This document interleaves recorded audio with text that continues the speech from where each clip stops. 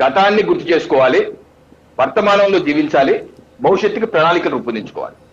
దానిలో భాగంగా జగన్మోహన్ రెడ్డి గారి ప్రభుత్వం వచ్చినప్పుడు వచ్చిన మొదటి మాసంలో ఏం చేశారండి? ఇసుక అర్ధాంతరంగా ఆపేశారు. ఇసుక తవ్వకాలు ఆపేశారు. మేము కొత్త విధానం తీసుకొస్తామని చెప్పి నెలల పాటు తీసుకురాలేదు. దాంతో ఏమైందంటే భవన నిర్మాణ కార్మికులు రోడ్డును పడ్డారు, కొంతమంది బలవన్ మరణం చెందారు. ఈ రోజు మేము అటువంటి పరిస్థితులు లేవే. ఈ 2 ఏళ్ల పరిపాలనలో, మా ఎన్డీఏ ప్రభుత్వ పరిపాలనలో ఉచిత ఇసుక ఎక్కడా ఎటువంటి ఇబ్బంది లేకుండా భవన నిర్మాణ కార్మికులకు కానీ ఎటువంటి వ్యక్తులు లేకుండా పని జరుగుతుంది. 2, అమరావతి నిర్మాణం. జగన్మోహన్ రెడ్డి రాగానే రాష్ట్ర రాజధాని అమరావతి నిర్మాణాన్ని అర్ధాంతరంగా ఆపేశారు, మాకు వద్దన్నట్టుగా ఆపేశారు. ఈ రోజు అమరావతి నిర్మాణం శరవేగంగా ముందుకెళ్తుంది. ఎంత వేగంగా ముందుకెళ్తుందంటే 2029 ఎన్నికల లోపు తప్పనిసరిగా మౌలిక వసతులు పూర్తి చేస్తాం, రైతులకి ప్లాట్స్ ఇచ్చేస్తాం. అలాగే పోలవరం, జగన్మోహన్ రెడ్డి గారు 2 ఏళ్ల పరిపాలనలో వాడు పోలవరం నిర్మాణం రివర్స్ టెండరింగ్ పేరు మీద 2 ఏళ్ళు అసలు పనే చేయలేదు, మట్టెత్తలేదు. దానివల్ల పోలవరం నిర్మాణం 5 ఏళ్ల పాటు ఆలస్యం అయిపోయింది. ఈ రోజు 2 ఏళ్లలో శరవేగంగా పూర్తి చేస్తున్నాం, వచ్చే ఏడాది పూర్తి అయిపోతుంది పోలవరం నిర్మాణం.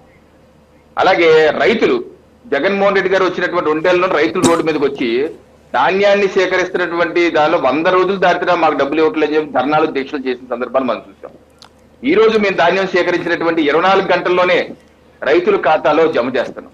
అలాగే ప్రభుత్వ ఉద్యోగులు, జగన్మోహన్ రెడ్డి గారు 2 ఏళ్లలో మాకు అసలు సమయానికి మీ జీతం ఇవ్వట్లేదు, ఇప్పుడు 20వ తారీఖు 25వ తారీఖు అంటున్నారు, ఇది ఎక్కడ ఘోరం, మా జీతం అన్నా సరిగ్గా ఇవ్వండి అని చెప్పి లబ్బొద్దిపో అన్న సందర్భాలు. ఈ రోజు అటువంటి సందర్భాలు లేవు, మేము సమయానికి ఇచ్చేస్తున్న పరిస్థితులు.